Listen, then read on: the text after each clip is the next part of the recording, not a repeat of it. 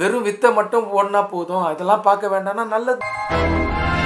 பாடி அன்னமய கோஷம்னு சொல்லக்கூடிய நீங்கள் ஆரோக்கியமாக வாழணும், கர்ம வினையை கழிக்கணும் என்ற எண்ணம் இருந்தது அப்படின்னா புத்தகத்தில் எங்கேயாவது சாமி வாசியோகம்னு சொல்லியிருக்காங்களா? வித்தை புரிஞ்சா போதும், அப்போ உடல் சரீரம் நல்லா இருக்குமா வேணாமா? சாமி சொன்ன மாதிரி செஞ்சு சொல்லி கொடுங்க. இல்லை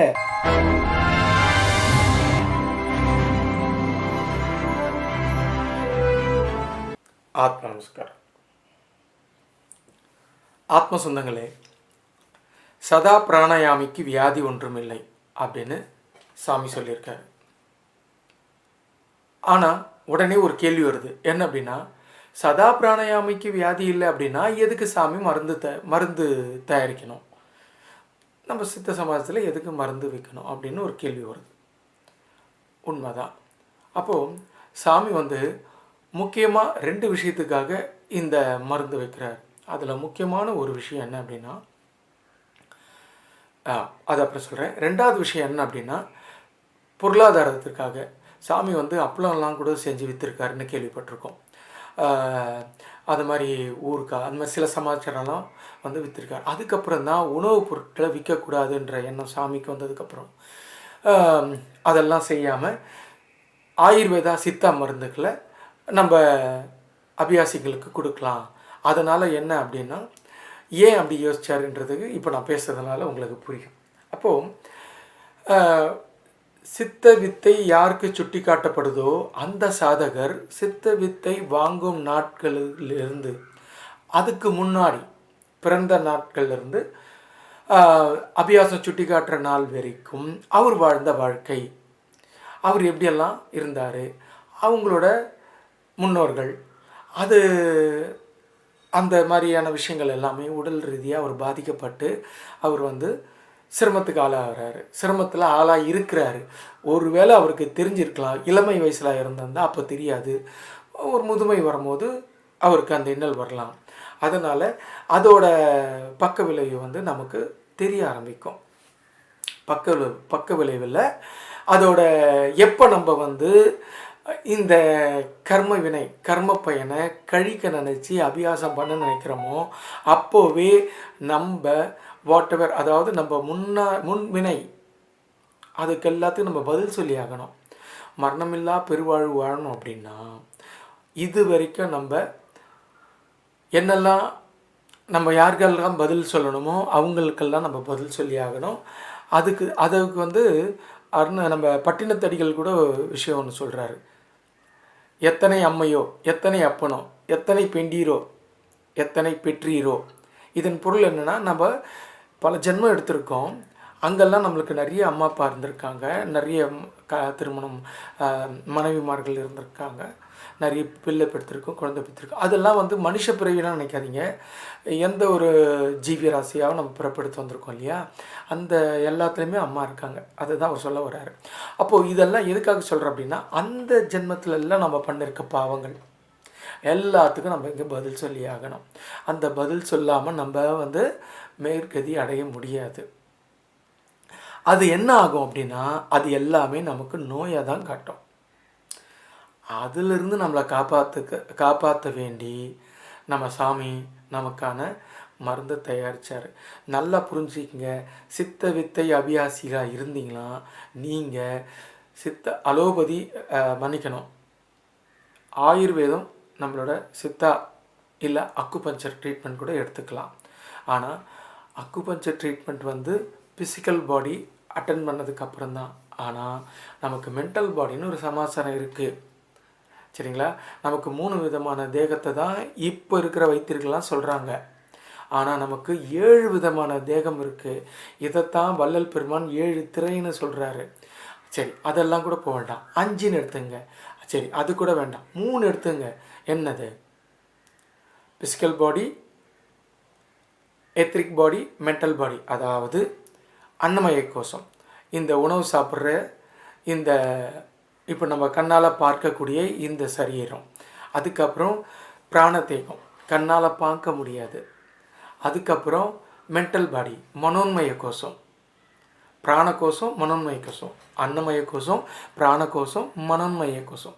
இந்த மாதிரி கோஷங்கள்லாம் நம்மளை சுற்றி இருக்குது. அதெல்லாமே வந்து ஒவ்வொரு விஷயத்தில் அடிபட்டு நம்ம வந்து வாழ்க்கையை நகர்த்தி வந்துட்டுருக்கும் போது நமக்கு இந்த வித்தை கிடைக்குது. இந்த வித்தை கிடைக்கும் போது இதெல்லாம் நம்ம சுத்தம் பண்ணுறோம். இதெல்லாம் நம்ம சுத்தம் பண்ணுறதுக்கும் போது அதுக்கான வினை பயன் ஏற்கனவே நான் ஒரு பதிவில் போட்டிருப்பேன். நம்மளோட நோய் இல்லாமல் வாழணும் அப்படின்னா சொல்லாலும் செயலாலும் வாக்காலும் நம்ம எவ்வளோ உத்தமமாக இருக்கிறோமோ அதே நமக்கு நோய் இல்லாததுக்கு காரணம். அதில் உத்தமமாக இல்லைன்னா நோய் வரத்துக்கும் காரணம் சொல்லியிருப்பேன். அப்போது இப்போ மனித பிறவி எடுத்ததுனால நமக்கு வந்து சொல்லாலும் செயலாலும் வாக்காலும் நமக்கு வந்து இவ்வளோ பிரச்சனை இருக்குன்னு தெரியுது. What about before? அப்போது ஒரு மிருகங்களாக பிறந்திருக்கும் போது நமக்கு இதெல்லாம் தெரியாதுல்ல. அதுக்கான பலனெல்லாம் நம்ம அனுபவிச்சு தான் ஆகணும் இந்த மனித பிறவியில். அப்போது அதனால் ஏற்படக்கூடிய உபாதைகளை சரி செய்ய தான் சாமி வந்து நமக்கு இந்த மருந்துகளை தயாரித்து கொடுத்தாரு.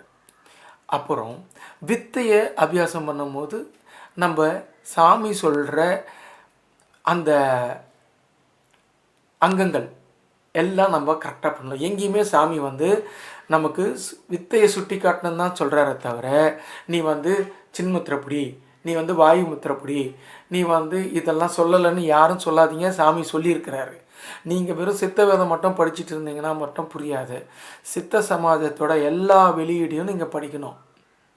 அதில் படிக்க உங்களுக்கு நேரம் இல்லைன்னா அப்போது நம்ம சொல்கிறதாவது கேட்கணும். விழிப்புணர்வு இல்லாமல் இன்னும் சின்முத்திரையை காட்டி கொடுத்து தான் ஜபத்தை சுட்டி காட்டுறாங்க. அவங்களோட எண்ணம் என்ன அப்படின்னா வித்தை மட்டும்தான் நினைக்கிறாங்க. உண்மைதான், வித்தை புரிஞ்சால் போதும். அப்போது உடல் சரீரம் நல்லா இருக்குமா வேணாமா?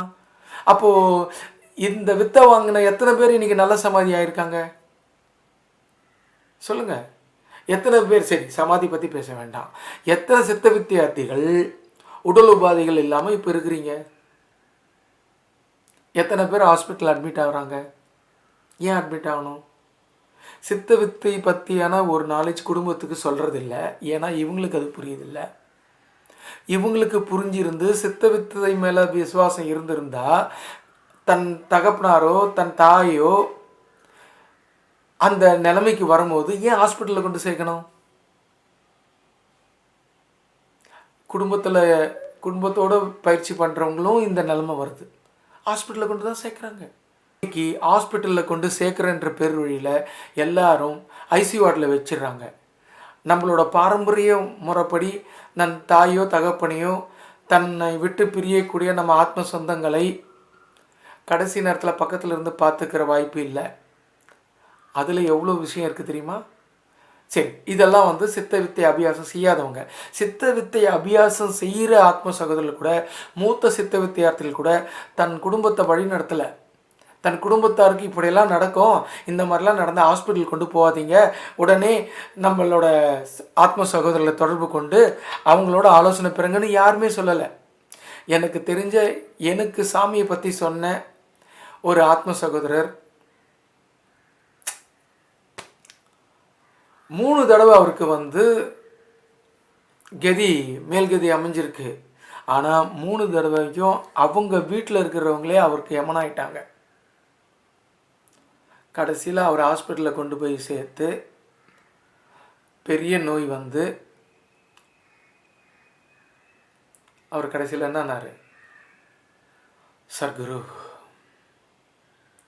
சாமி, எல்லா சித்த வித்தை யாருக்கெல்லாம் சுட்டி காட்டப்பட்டதோ அவங்களுக்கு எல்லாமே வந்து சமாதி ஆகும்போது ரப்பர் மாதிரி ஆகிடுவாங்க தான், குழந்த மாதிரி வந்துடுவாங்க. ஏன்னா அவங்களுக்கு உள்ளே இருக்க உத்தமனை காட்டி கொடுத்தாச்சு. அவங்க ஏதோ கொஞ்சம் பயிற்சி பண்ணியிருப்பாங்க, அதோட வேலை செய்யும். ஆனால் சாமி சொன்ன சட்டப்படி சித்த வித்தை ஜீவ ஐக்கியமானவங்க 3 நாளுக்கு அப்புறம்தான் ஜீவ அடக்கம் செய்யணும்னு ஒரு விதி இருக்குது. இன்றைக்கி ஜீவ அடக்கம் செய்கிற எல்லாருக்கும் இது தெரியுமா தெரியாதா தெரியல. உடனே இங்கே பாருங்கள், ரப்பர் மாதிரி இருக்குது, கை மடியுது, விரல் மடியுது, இதெல்லாம் சொல்கிறாங்கன்னா அந்த சமாதியானார்ல அவங்களோட குடும்பம் வருத்தப்படக்கூடாதுன்றதுனால சித்த வித்தைக்கு உண்மையாக இல்லாமல் சில ஆத்ம சொந்தங்கள் ஆத்ம சகோதரர்கள் இந்த மாதிரி விஷயங்களெல்லாம் செஞ்சுட்டு வராங்க. நான் கண் கூட பார்த்துருக்கேன், கூட இருந்து அனுபவிச்சிருக்கிறேன். நல்ல சமாதி ஆகிருப்பாங்க. வீட்டில் இருக்கிறவங்களுக்கு இந்த ஞானம் இல்லாமல் ஹாஸ்பிட்டலில் கொண்டு வச்சு, எனக்கு தெரிஞ்ச ஒரு ஆத்ம சகோதரர் கிட்டத்தட்ட ஒரு நல்ல சமாதி நிலைக்கு போயிருக்காரு. என்னை அனுப்பிச்சிருங்க, ஒன்றும் இல்லை, என் குடும்பத்தார் பார்த்துருவாங்கன்ட்டு. ஆனால் நல்ல வசதியான ஒரு ஆத்ம சகோதரர் அந்த குடும்பத்தார் நினச்சிருந்தா தம்பியை நல்லா கதி கொண்டு போய் நல்லா ஜீவாய்க்கம் பண்ணணும் அப்படின்னு நினச்சிருந்தாங்கன்னா சரியான நேரத்தில் அவர் ஜீவாய்க்கம் பண்ணியிருக்கலாம். சென்னையிலேருந்து அவர் மதுரைக்கு கொண்டு போனோம். அவரோட இன்சூரன்ஸ் கிளைம் பண்ணுறதுக்காக கிட்டத்தட்ட 3 நாளுக்கு மேலே அங்கே வச்சுருக்காங்க. நான் கூட இருக்கேன். அந்த எப்போவும் ஒடுங்கிடுச்சு. சரியான நேரத்தில் கொண்டு வந்து ஐக்கியம் பண்ணணும். இவங்க பண்ணலை. வரத்துக்குள்ளேயும் கை காலெல்லாம் முறுக்கிடுச்சு. நாங்கள் சிரமப்பட்டு கையை காலெல்லாம் வந்து ரொம்ப சிரமப்பட்டு உட்கார வைக்கிறோம். அந்த ஆத்மா உள்ளே இருக்கிற ஆத்மாவுக்கு வேதனை தானே, அந்த வேதனை யார்கிட்ட சொல்லும்? நிறைய விஷயங்கள் இருக்குது ஆத்ம சொந்தங்களே. சரி, இது நம்ம விஷயத்துக்கு வரேன். அப்போது நீங்கள் என்ன பண்ணணும் அப்படின்னா, சின்முத்திரை அப்போது சின்முத்திரை பிடிச்சி பண்ணக்கூடாது. நம்ம வந்து வாயு ஈஸ்வர சேவை நம்ம செய்கிறோம். ஈஸ்வர சேவைக்கு எது? மூச்சே மூலாதாரம் சாமி சொல்லியிருக்காரு. மூச்சுன்றது வாயு. அப்போது இந்த விரல் வாயுக்கானது. அப்போது நம்ம வந்து என்ன பண்ணுறோம்? அக்னி இருதயத்தில் கொண்டு வந்து அக்னியை சேர்க்குறோம். சுத்தமான உஷ்ணத்தை கொண்டு சேர்க்குறோம். இப்போ இருதயத்தை பற்றியான ஒரு பதிவு போட்டிருக்கேன், அதில் போய் பாருங்கள். அப்போது அந்த இடத்துல நம்ம நல்ல உஷ்ணத்தை போய் சேர்க்குறோம். உஷ்ணன்றது என்ன? எரிகுழி. வயிறு வந்து தான் அக்னி நேத்திரம்னு நிறைய பேர் சொல்கிறாங்க. அது அக்னி நேத்திரம் அல்ல, அது வந்து ஒரு எரிகுழி. அக்னி நேத்திரம் என்றது புருவ மத்தியம்னு சாமி சொல்லியிருக்காரு. அப்போது அந்த புருவ மத்தியத்தில் கொண்டு வந்து நம்ம இதை அக்னியை கொண்டு சேர்க்கணும் அப்படின்னா அதுக்கு பயன்படக்கூடிய விரல் இதுதான் பஞ்சபூதங்களில் அக்னிக்கான விரல். இது வாயு. அப்போது இதை வாயுவை நம்ம அடக்கி அக்னி பிரயோகம் செய்யணும். இந்த முத்திரையை தான் சாமி வந்து போய் பாருங்கள். உங்ககிட்ட சித்தவேதம் புக் இருக்கா? அதில் போய் சாமி எப்படி பிடிச்சிருக்காரு பாருங்கள். இப்படி தான் பிடிச்சிருப்பார். ஆள்காட்டி விரல் மடக்கி மேலே கட்டை விரலை மடச்சி வச்சுருப்பார். இந்த இடத்துல ஒரு பாயிண்ட் இருக்குது. இது நம்ம உடல் ஆரோக்கியத்தை செய்கிறோம். கிட்டத்தட்ட நீங்கள் 1 மணி நேரம் இப்படி வச்சு பயிற்சி பண்ணிங்க அப்படின்னா உங்களுக்கு ஆரோக்கியம் ஆட்டோமேட்டிக்காக வந்துடும். அப்போ ஏற்கனவே உங்கள் உடல் பாதிப்பு இருந்திருக்கும், அது உங்களுக்கு தெரியாது. இது எல்லாமே வந்து பிராணமய கோஷம் மனோன்மய கோஷத்தில் பாதிப்பு உள்ளாயிருக்கு. அது எப்போ இந்த பிசிக்கல் பாடி அன்னமய கோஷம்னு சொல்லக்கூடிய இந்த பிசிக்கல் பாடிக்கு வருதோ அப்போ தான் உங்களுக்கு வியாதி பீடிக்கப்பட்டிருக்குன்னு தெரிய ஆரம்பிக்கும். அப்போ தான் நீங்கள் மருத்துவரை போய் பார்ப்பீங்க. ஆனால் இதுக்கு முன்னாடியே இந்த 2 தேகமும் நமக்கு என்னாச்சு? பாதிப்புள்ளாயிடுச்சு. பாதிப்பே இல்லைப்பா, எனக்கு அது தெரியலப்பா அப்படின்னா பிரச்சனை இல்லை. சரி, நீங்கள் சதாகதி பண்ணுங்க. சாமி சொன்ன மாதிரி காலை மாலை செஞ்சுட்டே வாங்க. நிறைய இருக்குது பேசுகிறதுக்கு. சப்ஜெக்டுக்குள்ளே வரேன். அப்போது சித்த வித்தியார்த்திகள் என்ன பண்ணணும் அப்படின்னா, நீங்கள் ஆரோக்கியமாக வாழணும், கர்ம வினையை கழிக்கணும் என்ற எண்ணம் இருந்தது அப்படின்னா வந்து நீங்கள் என்னை வணங்குறதுனால உங்களுக்கு யாதொரு நன்மையும் இல்லை. நான் சொல்லி கொடுத்த சித்த வித்தையை ஜபிக்கிறதுனால உங்களுக்கு பூர்ண குணம் உண்டு அப்படின்னு சாமி சொல்லியிருக்காரு. எதனால் சொல்லியிருக்காரு? என்னை வணங்காதீங்கடான்னு சொல்ல ஒரு எதுக்குங்க அத்தனை ஃபோர்ஸ் கொடுத்து ஃபோட்டோ எடுத்து வச்சுருக்காரு? எத்தனை பேர் சமாஜத்துக்கு போயிருக்கீங்க? சேலம் போயிருக்கீங்களா? வடகரை போயிருக்கீங்களா? அங்கே போய் பாருங்கள், எத்தனை ஃபோட்டோ கொடுத்துருக்காரு. ஏன் கொடுத்தாரு? புத்தி உள்ளவன் பாக்கியவான். சித்தவேதத்தில் சொல்லியிருக்காரு. மனுஷனை தவிர எல்லா ஜீவிகளும் விசேஷ அறிவு உண்டுன்னு சொல்லியிருக்காரு. மனுஷனுக்கு அது அதிகமாக உண்டு, ஆனால் அவன் அதை பண்ணுறது இல்லை. சொல்கிறாரா இல்லையா? சொல்லியிருக்காரா இல்லையா? அப்போது இந்த இந்த நீங்கள் ஆரோக்கியமாக வாழணும் அப்படின்னா சின்முத்திரை போட்டு நீங்கள் பயிற்சி பண்ணிங்கன்னா உங்கள் கர்ம வினை கழியாது. நீங்கள் என்ன தான் உங்களுக்கு சித்த வித்தையே ஓடாதுங்க. நீங்கள் வாசி யோகம் பண்ணிகிட்ருக்கீங்க. தயவு செஞ்சு புரிஞ்சுக்கிங்க, வாசி யோகம் வேறு, சித்த வித்தை வேறு. சித்த வேதத்தில் நீங்கள் எத்தனை வருஷமாக பயிற்சி பண்ணுறீங்க, சித்த வேதத்தெல்லாம் நீங்கள் மணிக்கணக்காக சொல்லி கொடுக்குறீங்க. சித்த வேதத்தில் எங்கேயாவது சாமி வாசி யோகம்னு சொல்லியிருக்காங்களா? ஒரு அத்தியாயத்தை எடுத்துக்காட்டுங்க. நம்ம நிலைய சமாஜத்தோட எல்லா பதிப்புலையும் போய் பாருங்கள். நம்பி தானே எத்தனை பேர் வித்தை வாங்க வராங்க. நீங்களே இன்னும் தெளிவு அடையலைன்னா எப்படி அவங்களுக்கு வித்தை காட்டி கொடுப்பீங்க? அதனால் என் அன்பு சொந்தங்களே, இந்த பாயிண்ட்டை பிடிச்சி நீங்கள் ஜெபிக்கும் போது என்ன ஆகும் அப்படின்னா உங்களோட தேகம் சுத்தமாகும். 10 நிமிஷம் பண்ணாலே பல நன்மைகள்னு சொல்கிறாங்க அக்குபஞ்சர் ட்ரீட்மெண்ட்டில். 45 நிமிஷம் நீங்கள் இல்லை, ஆமாம் அதிலெல்லாம் சமாச்சாரங்க நான் அப்புறம் சொல்கிறேன். குறைஞ்சது ஒரு 45 நிமிஷம். உடனே நீங்கள் 45 நிமிஷத்துக்கு பழக வேண்டாம். 10 நிமிஷம் 15 நிமிஷம் மேலே நீங்கள் பழகுங்க. அதுக்கப்புறம் நீங்கள் சாமியோட படம் பாருங்கள், எப்படியெல்லாம் வச்சு ஜெபிக்கலான்னு. அதுக்கப்புறம் கூட நீங்கள் வேணாம், உங்களுக்கு பழகிடுச்சா சின்முத்திரை வச்சுங்க. முதல்ல இந்த முத்திரை போட்டு பழகுங்க, பல நன்மைகள் உண்டு. அதே மாதிரி சாமி எடக்கால் வடக்கால் போட்டு ஜெபிக்கிறது, கௌபீனம் கூட எந்த பக்கம் முடிச்சு போடணும், அது வரைக்கும் நிறைய விஷயங்கள் இருக்குங்க. வெறும் வித்தை மட்டும் போடனா போதும், அதெல்லாம் பார்க்க வேண்டாம்னா நல்லது தான். வியாதி இல்லாமல் இருக்கீங்களா? நீங்கள் ஹாஸ்பிட்டல் போகாமல் இருந்திருக்கீங்களா? சொல்லுங்கள், போயிருக்கீங்கல்ல. அப்போ ஒரு தடவையாவது நம்ம சொல்கிறத கேளுங்க. நான் சொல்கிறத கேட்க வேணாம் சாமி சொல்லி கொடுத்ததுக்கு உங்களுக்கு புரியலையா? படத்தை பாருங்கள். நான் சொல்கிறது கேட்க மாட்டீங்களா? சாமிக்கிட்ட கேளுங்க.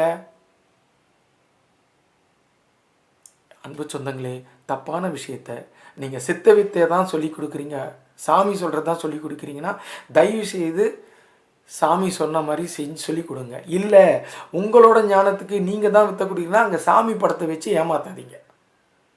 தயவு செஞ்சு சொல்கிறேன். உலகத்தில் இருக்கிற எல்லா சித்த வித்தை அபியாசிகள், சித்த வித்தையை சுட்டி காட்டக்கூடிய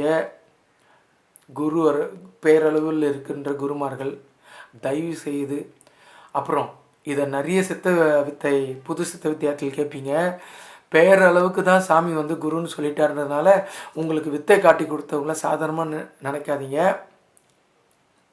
அதுலேயும் ஒரு சூட்சும விளக்கம் இருக்குது. சாமி விஷயம் இல்லாமல் எதையுமே சொல்லலை. விசுவாசம் வேணும், பயம் வேணும், பக்தி வேணும். இதை பற்றி ஏற்கனவே ஒரு பதிவு போட்டிருக்கேன், போய் பாருங்கள்.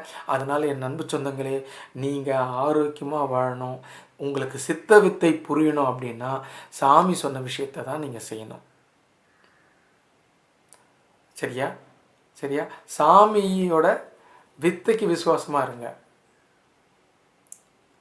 அடுத்த பதிவில் பார்க்கலாம். நமஸ்காரம்.